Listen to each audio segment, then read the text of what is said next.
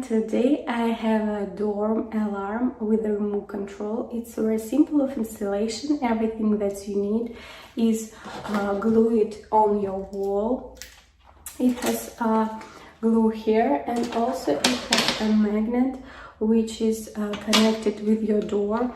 You can easily install it in your back door, front door, to your window, to your garage. It's many different variations to save your house. Also, you can push some alarm, this alarm on your remote control. You can hold it on your key. I highly recommend this.